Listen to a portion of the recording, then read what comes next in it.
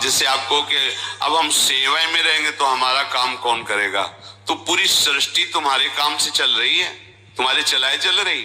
अरे कुछ समय, घड़ी दो घड़ी तुम ऐसी निकालो जिससे एकांत चित्त से आनंद पूर्वक अपने लाडले ठाकुर को दुलार कर सको, उनको श्रृंगार करो, भोग लगाओ, आरती करो, चार परिक्रमा करो, साष्टांग दंडवत करो।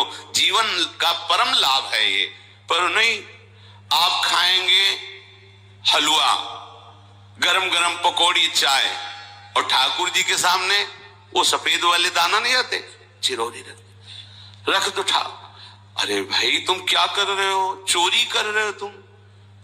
घर में ठाकुर विराजमान, घर के मालिक विराजमान है, हमें जल्दी ऑफिस जाना है, गरम गरम परेठा ये वो सब, और ठाकुर जी के सामने हम तो देखते हैं जैसे कोई ठाकुर जी के दर्शन कराने के लिए लाता है तो 4 टाफी, वो भी प्लास्टिक से लिपटी हुई, मतलब देख केवल ले, खा भी नहीं सकते हो क्योंकि प्लास्टिक लगी हुई, ऊपर कवर एकदम ऐसे रखे हुए हैं। वो बोले हमारे लड्डू गोपाल हैं। जब गोपाल हैं तो टॉफी खोल पाएंगे क्या? अगर आपको टॉफी पवाली है तो आप खोल करके सुंदर एक कटोरी में रख करके थे, ऐसे 4 दाने चिरौरी रख दिए, कटे हुए मिश्री के टुकड़े रख दिए। अरे अनंत ब्रह्मांडों का भरण पोषण करने वाला तुम्हारी चिरौरी के लिए मर रहा है। हाँ, अगर तुम्हारे पास केवल चिरौरी ही है तो वो तृप्त हो जाएगा। तुम खाओ हलवा, उसको रखो चिरौरी, तुम पहनो एक से एक बढ़िया कपड़ा, और ठाकुर जी के लिए अलग कपड़ा होता है दुकानों में, वो ठाकुर जी के लिए लेना है। पूजा, सत्यनारायण की पूजा की सामग्री गांव में जो परचून की दुकानें होती हैं कस्बों में, उनमें अलग होती है। बोले सुपारी देना, तो बोले पूजा के लिए, बोले हाँ, वो सड़ी सुपारी का अलग बैंक होता है, वो पूजा के लिए जाएगा। प्रभु के लिए तुम ऐसे चिरौरी रख देते हो। वो नारियल भी जिसमें पाली लो, देखो ना कथा, सत्यनारायण की कथा करनी, हमें नारियल दे दो, वो सूखा नारियल जो किसी काम में ले जाएगा वो सत्यनारायण के पास जाएगा। वो कपड़ा टून का ना पहन सकते हैं, ना ओढ़ सकते हैं, ना बिछा सकते हैं, ना पोछा लगा सकते हैं, वो ठाकुर जी के लिए बलिहारी है श्रद्धा।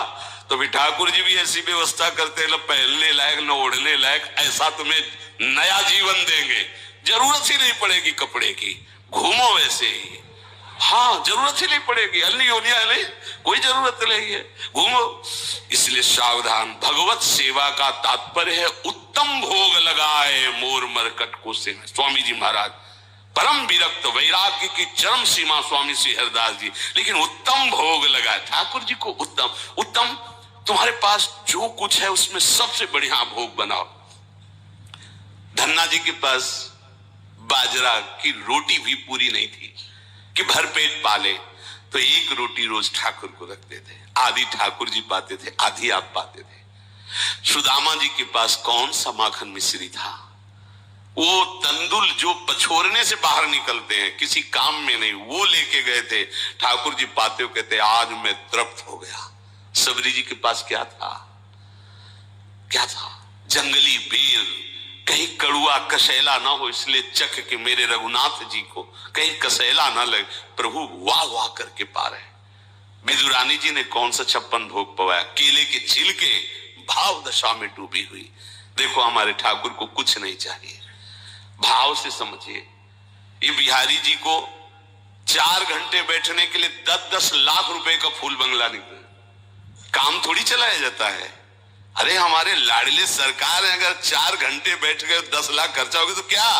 अनंत ब्रह्मांडों का सृजन करने वाला ठाकुर हमारे पास नहीं है, तो ठाकुर जी को आपका भाव चाहिए। और आप तो सो बढ़िया पलंग में, और ठाकुर जी को एक छज्जा में विराजमान किए, छज्जा में ऐसे उतर नहीं सकते, मतलब कूदे तो वैसे ऊंचे, अगरबत्ती दिखा दी चले। आप तो नहीं, अपने लाडले ऐसे प्यार करो, ऐसी जगह सिंहासन रखो कि उतर कर अगर आपके वन विहार करना चाहे तो उतर लेना, ऐसा विराजमान करो आराम से। ओ एकदम वो सिर्फ दीवार में ऐसी जगह, या तो बाहर वाले कमरे में, अपने कमरे में तो ठाकुर जी रहेंगे ही नहीं। अरे भाई अगर घर में ठाकुर जी तो उठते बैठते निकलते, उनके दर्शन हो रहे, चोरी क्या? तुम तो हमारे घर के माई बाप हो, सब देखो, चोरी क्या आपसे? आपको जो अच्छा न लगे सुधार देना, ऐसे रहना चाहिए। बिल्कुल भगवत प्राप्ति निश्चित है। ये सेवा पद्धति है, बड़े भाव से आप इसको स्वीकार कीजिए। हमारे लाडले बड़े कृपालु हैं। अरे जहर पिला रही है छाती में लगा के तो परम पद दे रहे हो, तुम दूध पिलाओगे तो तुम्हें परम पद नहीं मिलेगा।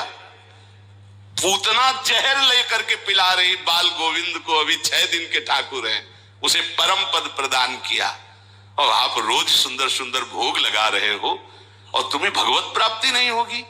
ठाकुर जी की आरती उतार रहे हो, बलिहारी जा रहे हो, उनके सामने कीर्तन कर रहे हो, नृत्य कर, विश्वास तो करो ना, तुम्हें भगवत प्राप्ति हो जाएगी।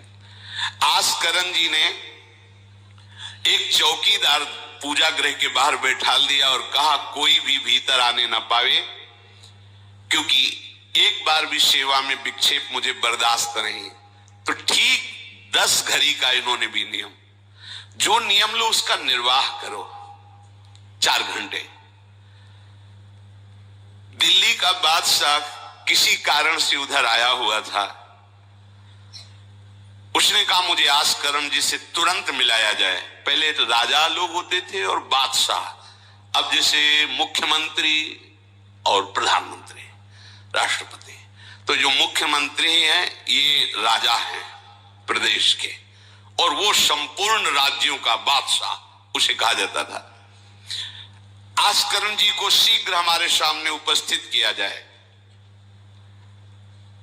प्रार्थना की कि महाराज असंभव, इस समय आस्करण जी महाराज अपने ठाकुर जी की सेवा में हैं और उनका आदेश है 4 घंटे कोई हमसे बात ना करे।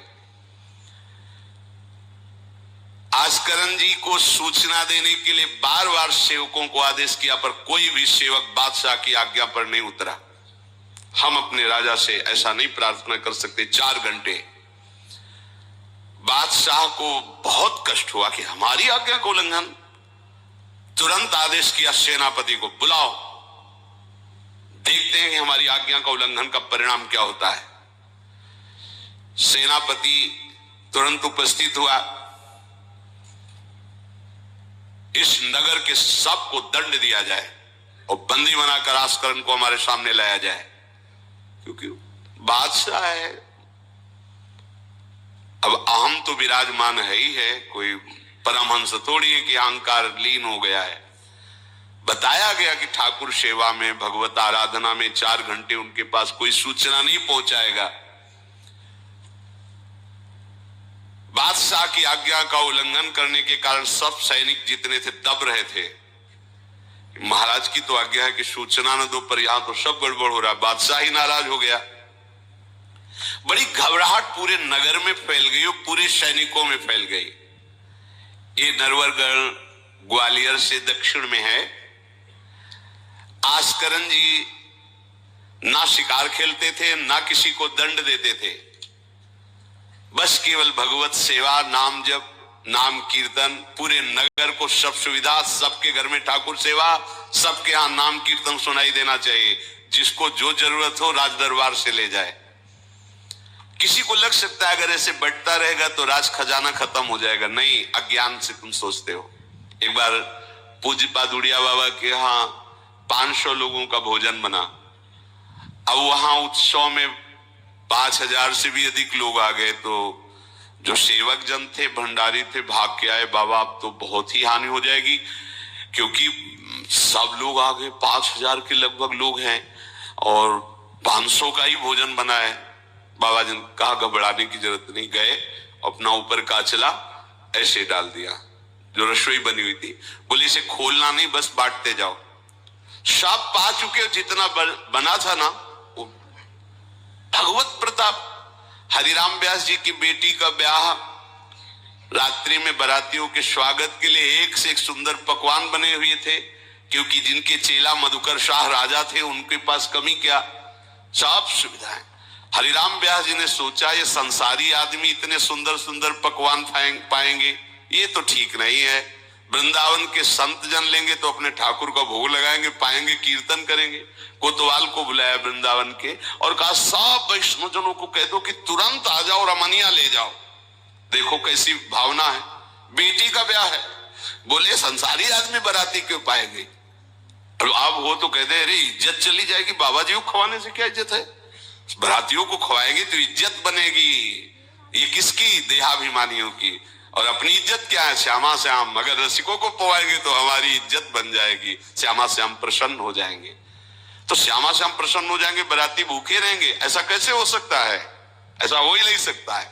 हरिराम व्यास जी के, अब उनके लिए तो कोई रोक नहीं, उन्हीं की बेटी का तो ब्याह है, जो भंडारे में सब जमा थे, लड्डू गुलाब जामुन ये वो सब भर भर के अमनिया, ले जाओ ले जाओ। अब ब्रजवासी संत जन सबको बांट दिया, पर जितना भंडारा था उतना ही भंडारा। कर तुम अन्यथा कर तुम सर्व समर्था सा ईश्वरा। तुम प्रभु के लिए समर्पित हो तो तुम्हारे यहाँ हानि कैसे हो सकती है कि हम भाई ठाकुर सेवा में समय देंगे तो हमारा काम बिगड़ जाएगा, ठाकुर जी के भोग राग की बात करेंगे तो पैसों की कमी हो जाएगी। पक्की मूढ़ता है, ये ऐसा व्यापार है ठाकुर सेवा संत सेवा, ऐसे करो और कई गुना बढ़कर के हाथ में आ जाएगा, देख लेना। क्योंकि सब दुखों का कारण पाप है, और जब ठाकुर सेवा संत सेवा तो इससे पाप नष्ट होते। जी पाप नष्ट हुए, सुख का मार्ग खुल गया, पर अज्ञानी जानता नहीं है। अब बादशाह के आदेश से हड़कंप मच गया। कही गए पठाई कहो कीजिए लड़ाई, सुनी रुचि उपजाई चली पृथ्वी पति आयो है। पर्यो सोच भारी तब बातियों विचारी कही, आप एक जावो गयो अचरज पाए है।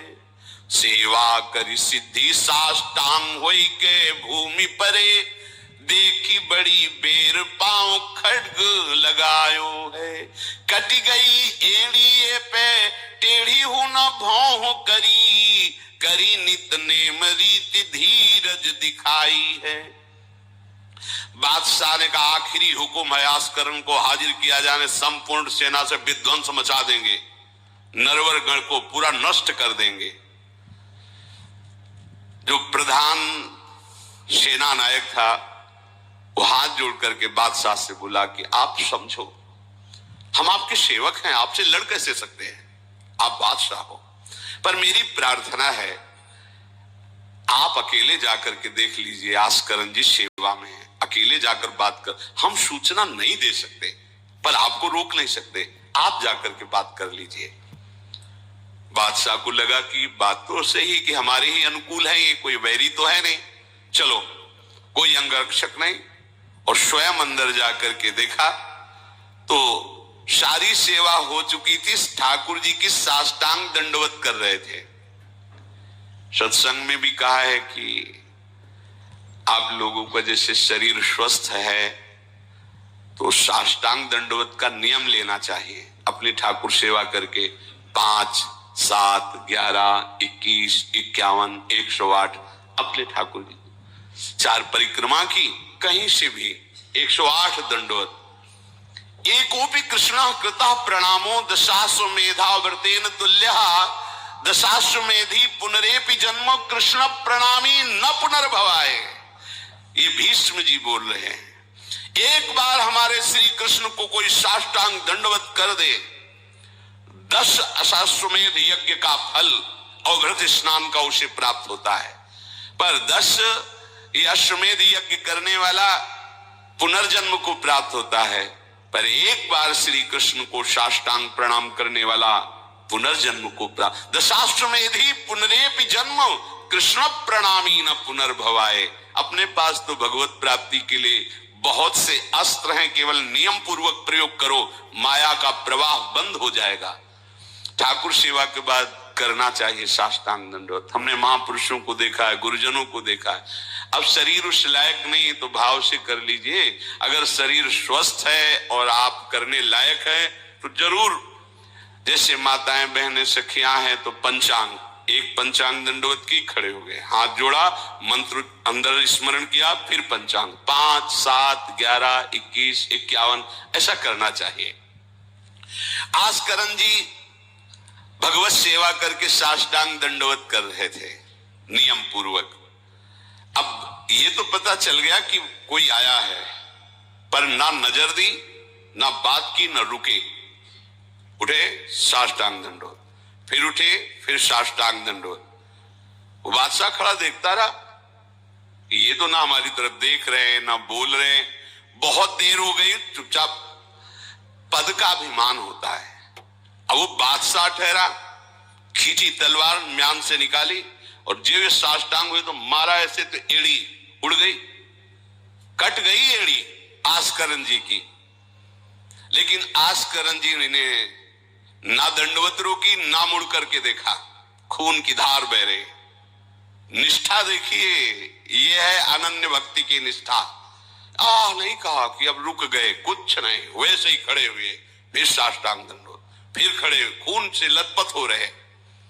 कोई कष्ट का अनुभव नहीं दिखा रहे कि आओ कहे या पीछे मुड़ करके देखे। अब तो धैर्य छूट गया बादशाह की, ये मेरे से तो अपराध बन गया, ये कोई नाटक नहीं कर रहे, ये तो सच्ची में महान भागवत है।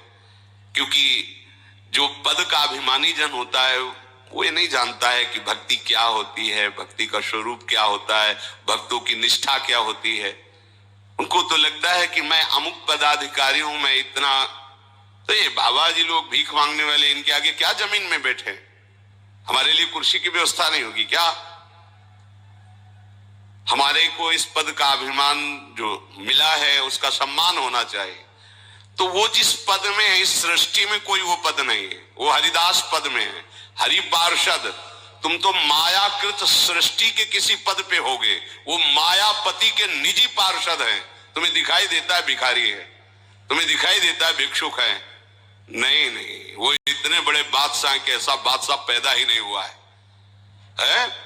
चाह मिटी चिंता मिटी मनुआ बेपरवाह, और जिनको कछु न चाहिए वो साहन के साह। नरपति सुरपति लोकपति जिनके भावे घास, जिनके भावे घास, रहे परमानंद में तज सबही की आस। गर्दन उतार दोगे, अगर हरि का विधान होगा तो शरीर ही नष्ट होगा।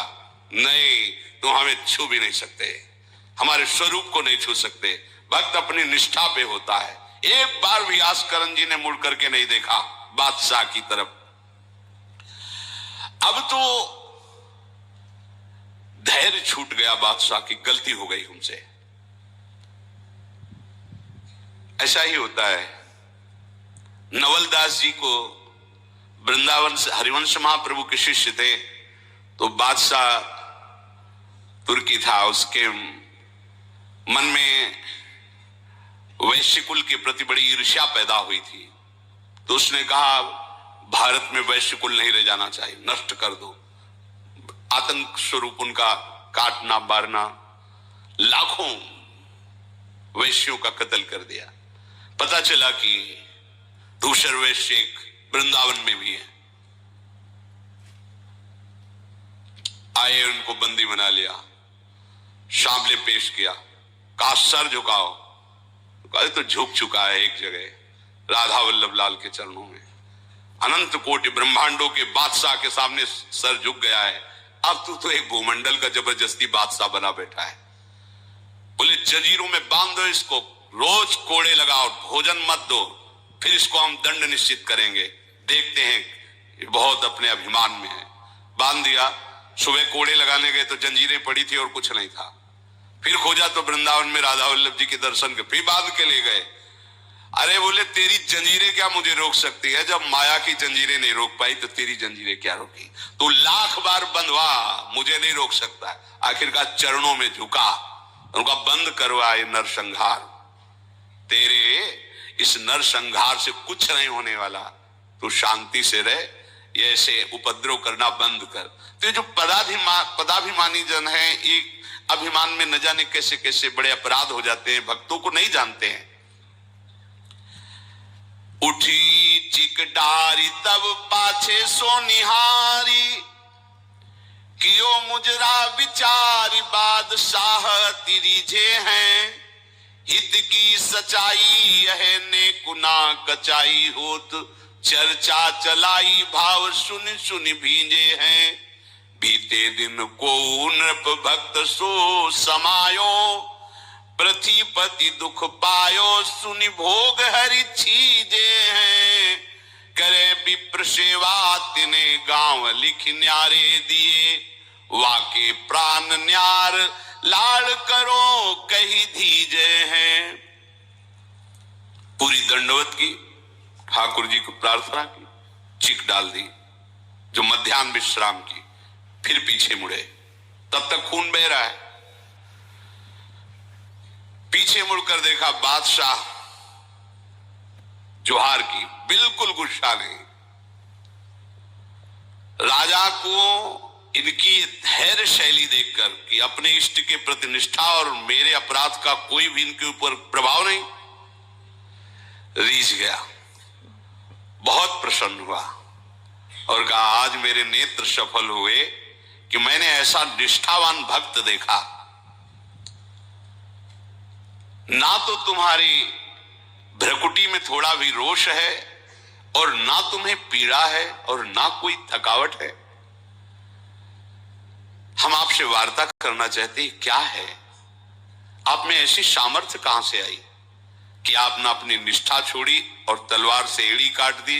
एड़ी, अरे ऐसे काट, जरा सा कुछ लग जाए तो देखो कैसा लगता है। एड़ी कट गई, खून निकल गई, दंडवती बंद नहीं हुई। जब वो बैठ करके भगवत भक्ति की बात की तो बादशाह के आंसू आ गए।